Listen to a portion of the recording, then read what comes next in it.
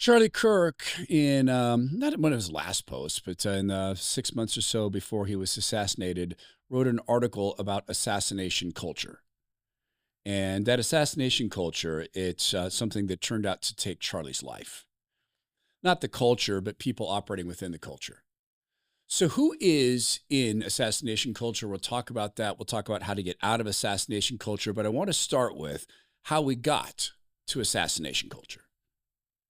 We got there by ignoring the building up of assassination culture, which is, of course, manifested now in the most awful way.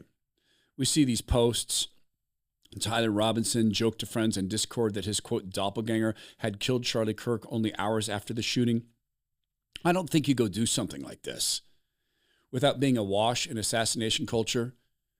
And Tyler Robinson's proximity to the world of the lies of transgenderism put him square into assassination culture because so-called trans people have been talking about unaliving TERFs for about a decade.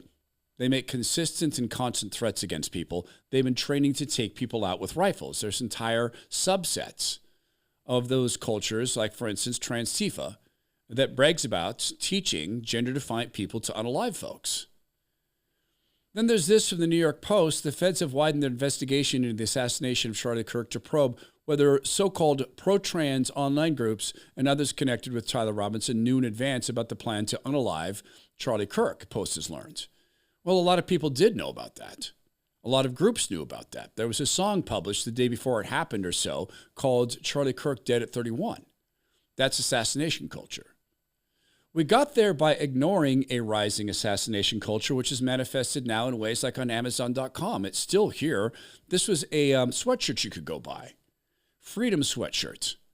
And it's a picture of a shirt that looks a lot like the shirt Charlie Kirk was wearing, only this one has a blood stain on it. Fake, but there.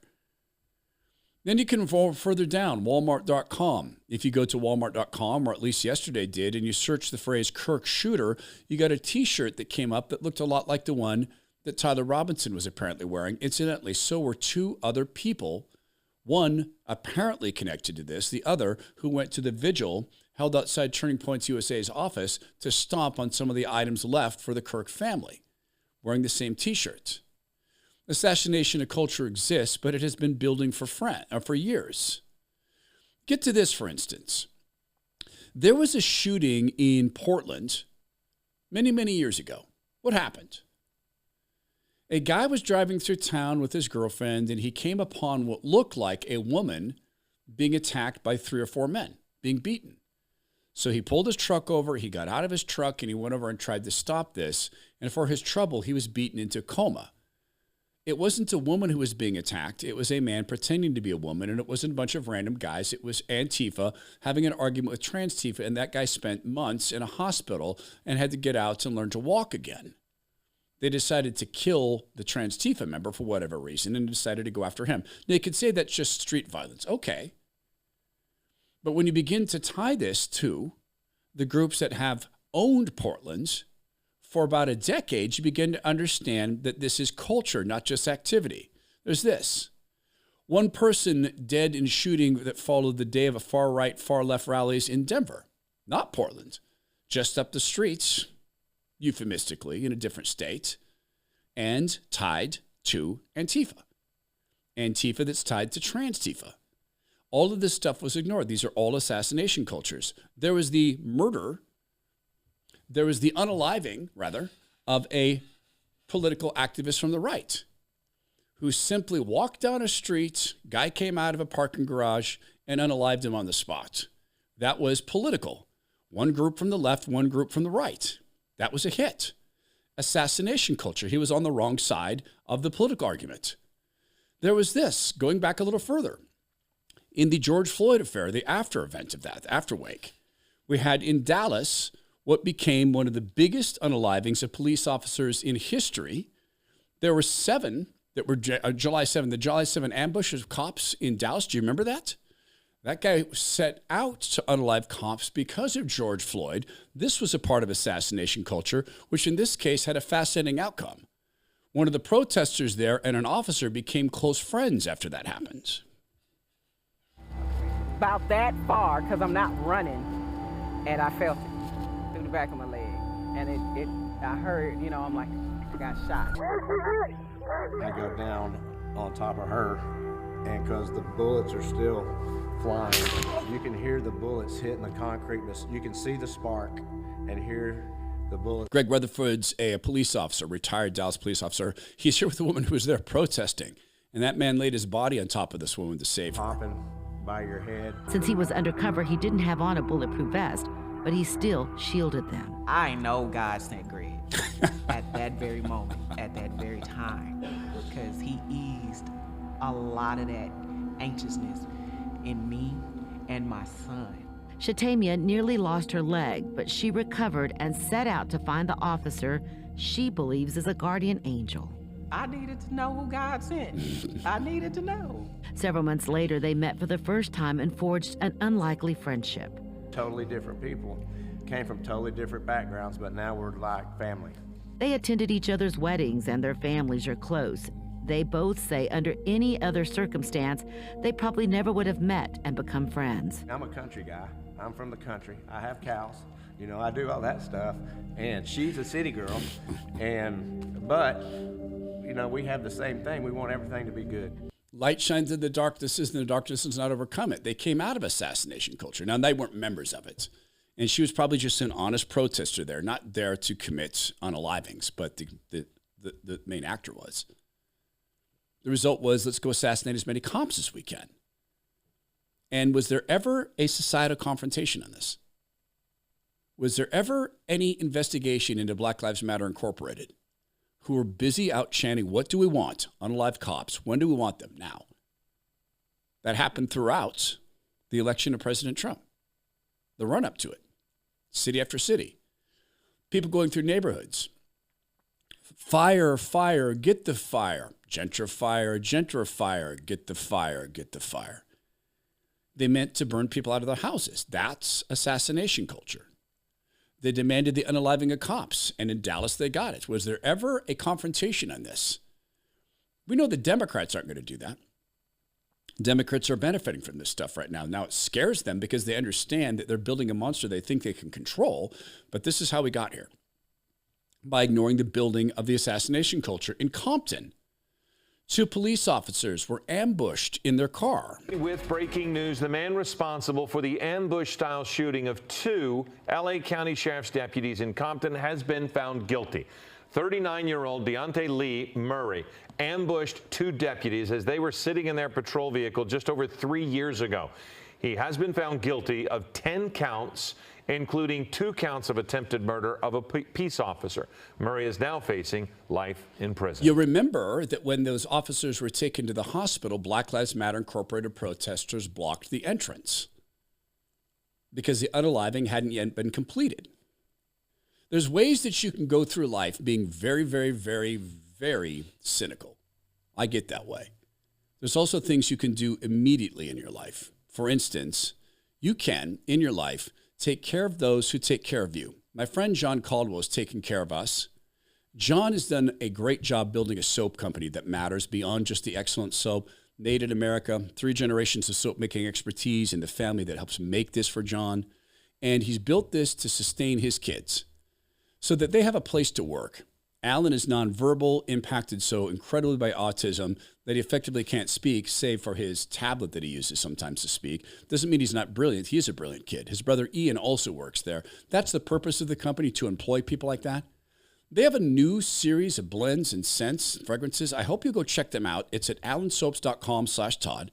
That's allensoaps.com/Todd. And every subscription to soap is going to make it easier for John's wife to take this company over, because that's going to be her task, because John is going to the Lord. He's on his last time around the sun. He's decided that he's done fighting cancer. He's ready to go to the Lord. So it's allensoaps.com/Todd. Go subscribe today and help John's family with this coming transition. allensoaps.com/Todd. There was no discussion of the fact that assassination culture visited the White House. That the people who decided to stand on the grave of George Floyd and pretend to have cared about that man, they never cared about him when he was a drug addict. They didn't care about the female victim when George Floyd held his pistol to the belly of a pregnant woman. They only pretended to care about him when it became very, very politically convenient. There was no discussion about who's funding this group. Why are we allowing them to get away with demanding dead cops? Is that free speech? I guess you can say it, but then you go do it. Oh, and they played the great game. Loosely organized cells, where one hand has the ability to say, well, we didn't know what the other hand was doing, and to be telling the truth. Where did they learn that? Well, there was when they flew to the Palestinian territory, so-called, and got training by Hamas. Ebony Magazine wrote about it. They went over to get training from a terrorist group. How do you commit acts of terrorism in your country? There was when they came out and admitted, we're trained Marxists. That's what we're doing. They're actually Maoists, but Marxism is better understood by most people. So we got assassination culture all around the country. It was just because it was cops that people didn't identify it as assassination culture, or a member of a right-leaning pro-freedom group in Portland, or the member of a right-leaning pro-freedom group in Denver, Colorado. But this wasn't identified as assassination because these people weren't, quote, important. Charlie Kirk was actually very important to the political world, and he was well used by God. He had a huge footprint. That's why this is now being discussed as the assassination that it was. Assassination culture was being built in Seattle. You won't remember this if you didn't live there because no one paid attention to it on a national basis, but so-called rioters in Seattle tried to trap cops in a building, and then they wanted to set it on fire.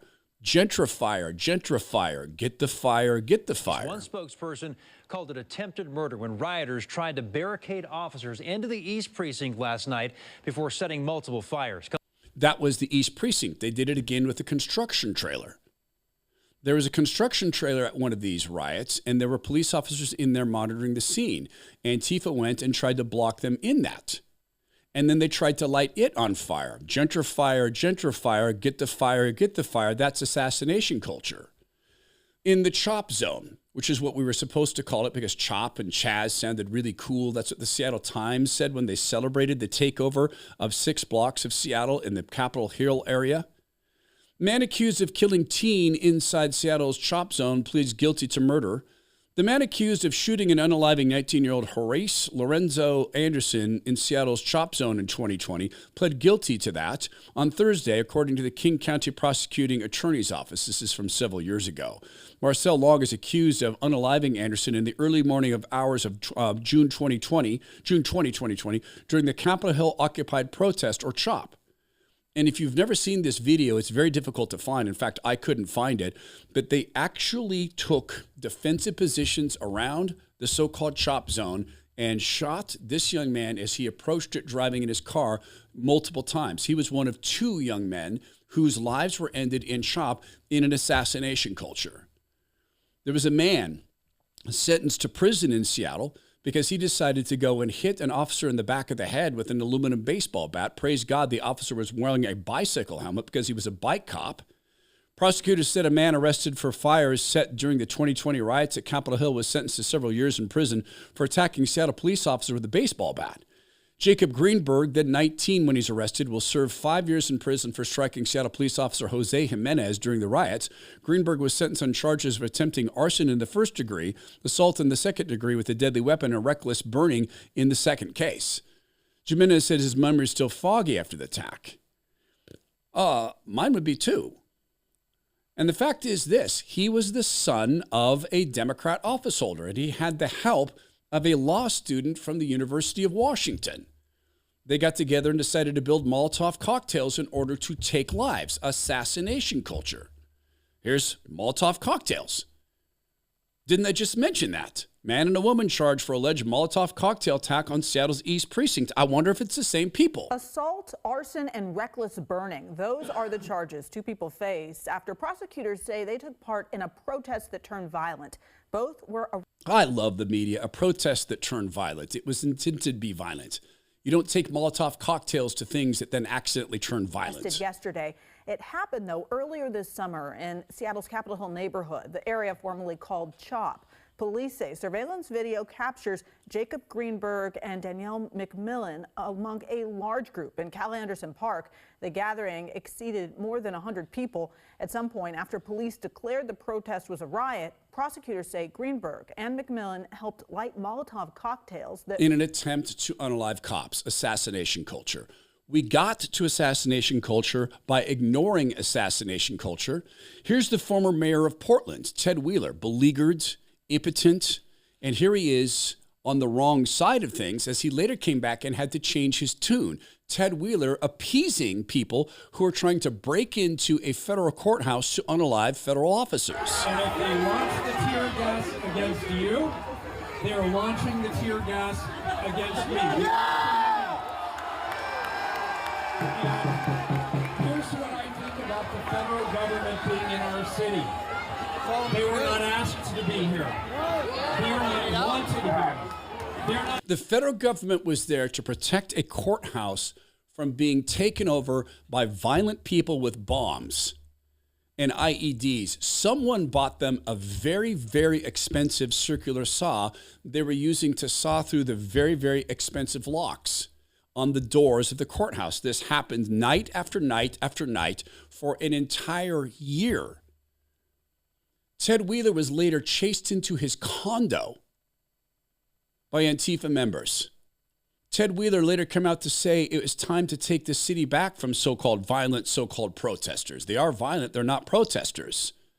There was the attack on an ICE facility outside of the separate country of Seattle. Tom Homan even talked about that back in the day. Then to see this type of video really shows you how serious this is. And that was my purpose. Look, I wrote an op-ed yesterday. You know, even though I was director, my family was threatened. I had armed security around my home 24/7 because they threatened my family. And it's just not against ICE agents. Even the people associated, like this company Geo and the companies that work with us in the detention management, their employees are being threatened. It even gets to the point where the left has pressured major banks to walk away from these companies so we can't build facilities or fund these facilities. So they're attacking immigration at all sides. And he went and shot propane tanks he'd set up in an attempt to blow officers up. Assassination culture has been here a long time.